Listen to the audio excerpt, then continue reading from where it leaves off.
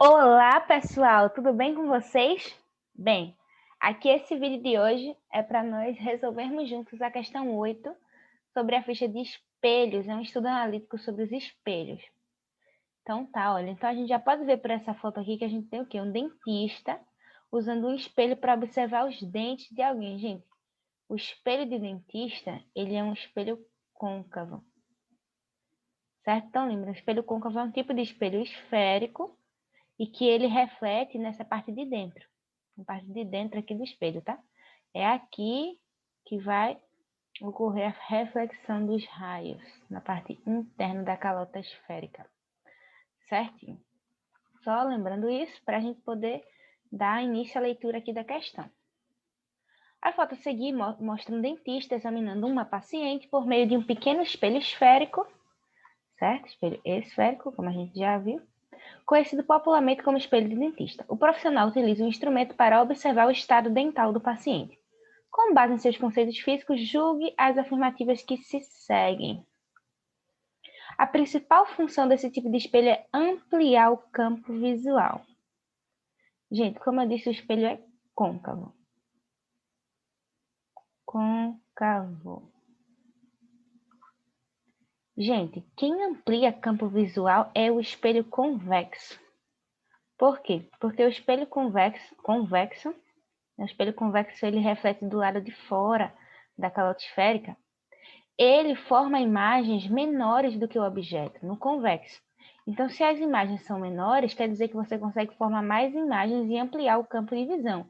O espelho côncavo, o normal, é ele aumentar o objeto em si. Você consegue ver o objeto maior, dependendo da posição que você vai posicionar o objeto no espelho. Por isso que os dentistas usam ele para poder ver o dente maior, né? Ver os dentes de forma maior e mais clara.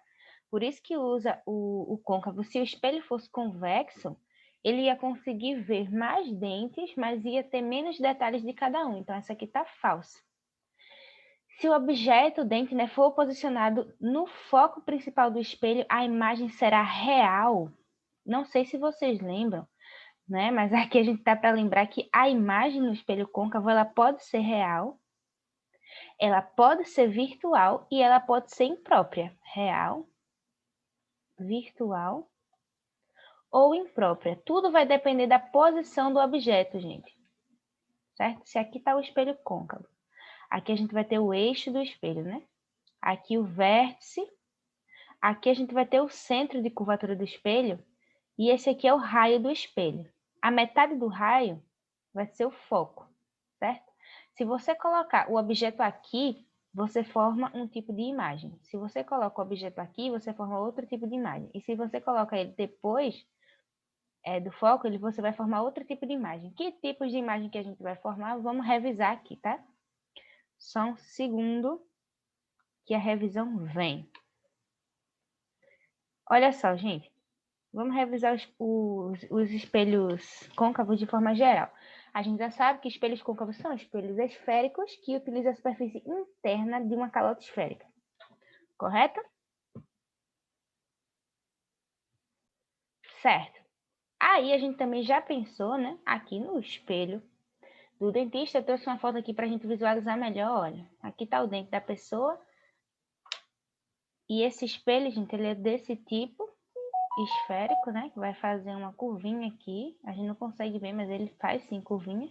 E você consegue ver os dentes ampliados, dependendo da posição que você puser esse dente, que vai funcionar como objeto do espelho, certo? Olha aqui, gente, que eu tinha acabado de falar. Esse aqui é o espelho em si, aqui está o vértice, aqui é o eixo imaginário. A gente vai ter o raio do espelho, certo? E o ponto aqui do centro desse espelho, certo? A gente denota por C. E a metade do raio tem o ponto focal aqui, ó, que é o foco. E essa aqui é a distância focal. É a distância do foco para o vértice. Certinho. Aqui tá uma coisa interessante. São as formas que o espelho côncavo pode refletir raios de luz. Lembrando, gente, que cada objeto ele vai refletir muitos raios de luz em todas as direções, certo? Se você tem um objeto aqui, opa, Calma. Vamos dar uma melhoradinha aqui. Certo? Se eu tenho esse objeto aqui, ele vai refletir, gente, raios de luz, né, para todos os lados. Você vai poder, para você poder enxergar, você tem que esses raios de luz vão entrar no seu olho, né? Sendo que para a gente formar uma imagem e para a gente explicar, é só necessário você pegar 2 desses raios de luz, certo? Então, por isso que nas explicações a gente sempre pega 2. Não quer dizer que só saem 2 raios de luz de cada objeto, não, tá? Saem milhões, em direções infinitas. Mas a gente pegando 2 apenas, a gente já consegue saber como é que eles são refletidos e que tipo de imagens eles formam.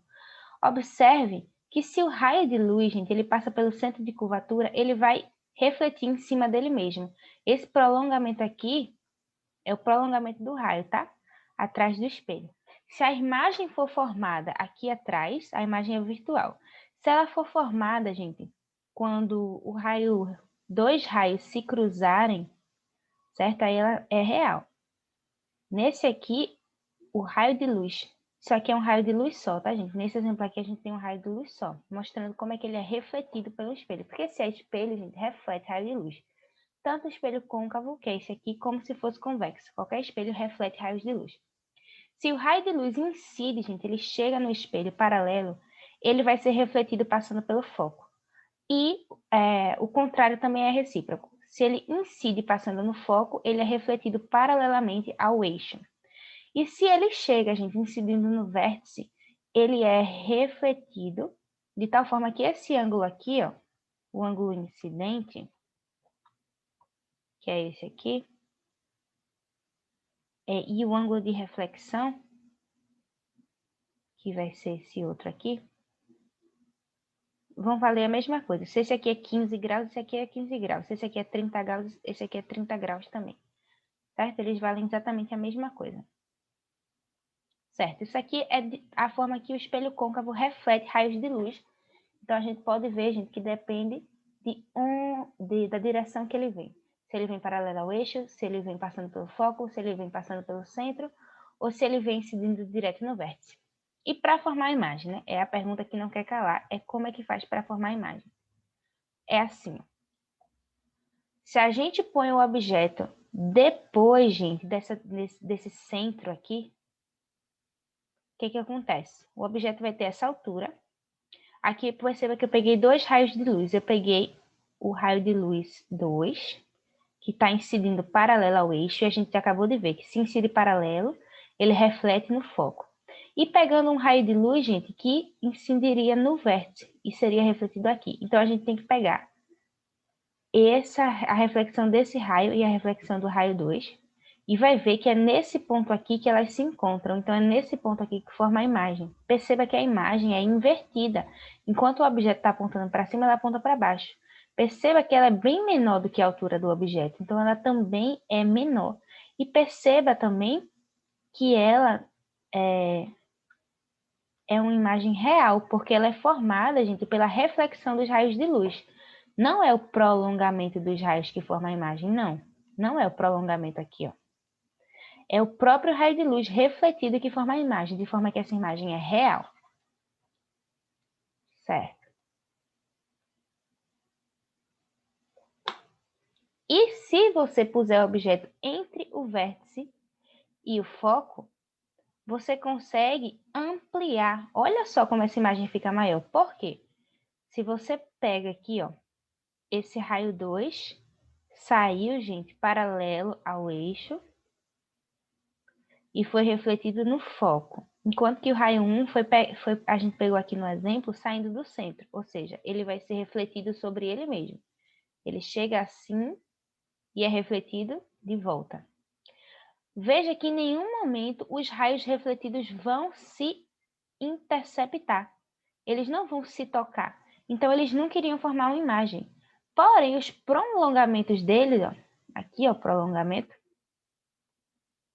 eles se interceptam aqui, de forma que a imagem é bem maior do que a altura real do objeto. É nesse formato aqui, gente, que o espelho côncavo é bastante útil para ser utilizado, por exemplo, por dentista. Porque dentistas, eles querem ver o seu dente com mais detalhes. Então, eles precisam de algo que aumente o tamanho real do objeto, certo? Então, se o dentista posicionar o dente depois desse foco aqui, ele não vai ter esse efeito de ver o dente maior. Se ele posicionar entre o foco e o vértice, aí sim. E se ele posicionar exatamente aqui, em cima desse foco, o objeto, o que vai acontecer, gente? Aqui a gente vai ter um caso interessante, onde você não forma nenhuma imagem. É isso mesmo, sim, é isso aí. Porque daqui os raios vão ser refletidos paralelamente, de forma que eles nunca vão se interceptar. Aí a gente diz que vai formar uma imagem no infinito. E a gente não... né, gente? Então, uma coisa que vai se formar no infinito é uma coisa que a gente não vai conseguir enxergar. Então, essa imagem nem é real, nem é virtual. Se você põe um objeto aqui no foco, essa imagem é imprópria. Porque ela só vai se formar lá no infinito, que é quando esses dois raios que vão sair paralelos conseguiriam se interceptar.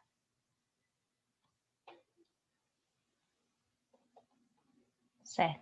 Agora vamos voltar para a questão diante disso para a gente conseguir terminar de respondê-la. Se o objeto for posicionado no foco principal, a imagem será real. A gente acabou de ver que isso é falso, gente. Se a gente colocar o dente no foco, a imagem vai ser imprópria, nem é real, nem é virtual.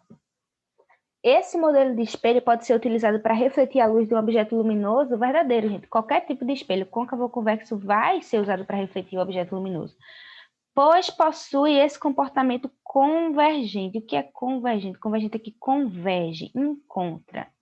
Converge? Sim, gente, ele converge os raios de luz. Se esse aqui chega paralelo aqui, ele reflete no foco. Se aqui eu tenho um objeto, como a gente acabou de ver, e esse daqui ó, vem no vértice, ele vai refletir aqui assim, da mesma forma que ele chegou, com o mesmo ângulo. E olha, em algum ponto aqui, esses raios vão ser convertidos para formar uma imagem real, né? Isso aqui, dependendo da posição de onde a gente colocou o objeto. E se o objeto também for colocado na posição em que os raios não convergem, aí forma a imagem virtual, né? Iluminando assim áreas da boca com formação de sombras, como as regiões voltadas para a garganta. Então, pelo que a gente viu, o espelho ele nem sempre converge os raios de luz, né? Às vezes o que converge é o prolongamento do raio de luz. Mas perceba que aqui ele não fala em nenhum momento que esse espelho sempre converge o raio de luz, sempre faz o raio de luz convergir. Não, ele está dizendo que isso é uma coisa que pode acontecer. Ele tem esse comportamento convergente? Tem, certo? Mas não é uma coisa que sempre acontece.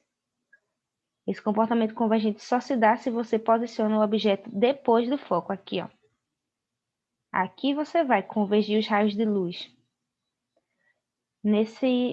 Próxima alternativa. Num espelho esférico com raio de curvatura 10 milímetros, um dente de 8 milímetros de altura é posicionado a 1 milímetro do vértice do espelho. A abscissa da imagem é menos 1,25 milímetros. Perceba, gente, que todas as unidades estão em milímetros, então não tem problema nenhum se a gente fizer a conta em milímetro, porque milímetro dividido por milímetro vai ficar sem unidade nenhuma. Mas se eu tivesse uma unidade aqui em metros e a outra em milímetros, aí você ia ter que escolher uma só para trabalhar e converter um dos dois valores para ficar na mesma unidade. Para fazer esse cálculo, a gente vai usar isso aqui, ó, essa fórmula. O que é que essa fórmula diz? 1 sobre a distância focal. Ele não deu a distância focal, ele deu o raio de curvatura. A gente sabe que a distância focal é metade, 1/2 do raio de curvatura. Então, vai ser 5 milímetros. Esse espelho é côncavo, então a distância focal ela é positiva, certo? Quando o espelho é côncavo, a gente olha para esse lado aqui como lado positivo. Então, a gente vai ter 1 sobre 5, que é 1 sobre a distância focal, vai ser igual a 1 sobre P. Quem é P? P é a distância do objeto. Qual é a distância do objeto? Um dente de 8 milímetros de altura. Isso aqui é a altura do dente, não é a distância do dente para o vértice. A 1 milímetro do vértice. Então, olha só, aqui está o vértice. O objeto está a 1 milímetro. Então, P é a distância a 1 milímetro. Mais 1 sobre P'. P' é a distância da imagem para o espelho. E ele não deu essa informação. Ele deu a abscissa da imagem. O que é a abscissa, gente? A abscissa vai ser a altura da imagem, certo? Perceba que ele está dizendo que essa altura da imagem é 1,25. A gente sabe que o dente tem 0,8. Então, ele está dizendo que essa imagem vai ser ampliada e vai ser negativa, ou seja, vai ser virtual, gente. Uma imagem virtual e ampliada. Qual é o único cenário no espelho côncavo que a gente conseguiria uma imagem ampliada, que é maior do que a altura original, e virtual, porque aqui está negativo? É se você posicionar o objeto aqui, ó, entre o foco e o vértice. Essa é a única possibilidade. E perceba, isso pode acontecer? Sim, gente, porque se a gente tem a distância focal de 5 milímetros e a distância do objeto é 1 milímetro, com certeza que ele está aqui no meio, né? Ele está a 1 milímetro do vértice e o foco é 5 milímetros. Então, isso aqui, até aqui, está coerente. A gente tem que ver se essa altura ampliada vai ser realmente 1,25 milímetros. Mas até agora, a imagem ser ampliada e a imagem ser virtual está coerente com o que a gente está esperando. Então, aqui, gente, ficou 1/5 menos 1 sobre 1 igual a 1 P'. Gente, 1 sobre 1 vai dar 1. Mas aqui a gente está utilizando uma fração dividindo uma coisa inteira em 5 partes. E dessas 5 partes da coisa inteira só tem uma. Mas aqui eu tenho uma coisa inteira. Então, se eu divido essa coisa inteira em 5 partes, quer dizer que eu tenho 5 partes de 5 partes, porque eu tenho 1 inteiro. Então, fazendo isso, a gente consegue ver que 1/5 menos 1/4, menos 5/5, desculpa, vai dar menos 4/5, igual a 1 sobre P', que é P'. P'. Então, quem é P'?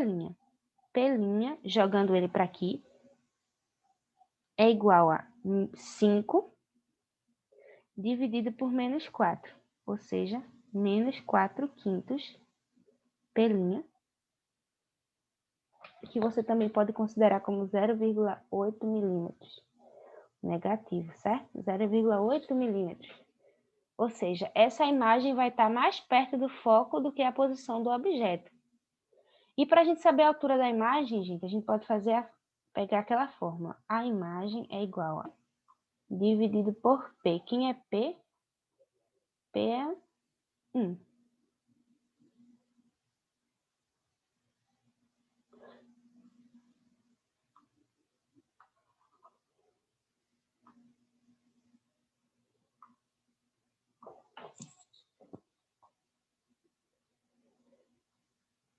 Aqui, gente, para calcular a imagem, a gente pode usar a fórmula, tá? Que a imagem ela é igual a P'.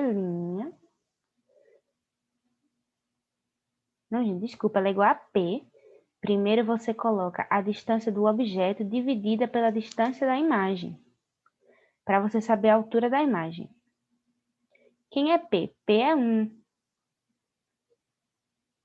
E quem é P'?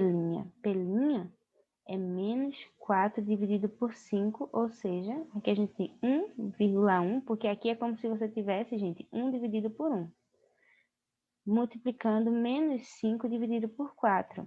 Então, você vai ter menos 5 dividido por 4. Isso aqui é igual a menos 1,25 milímetros. Perfeito. Então, essa imagem vai ser ampliada para 1,25 milímetros, sim.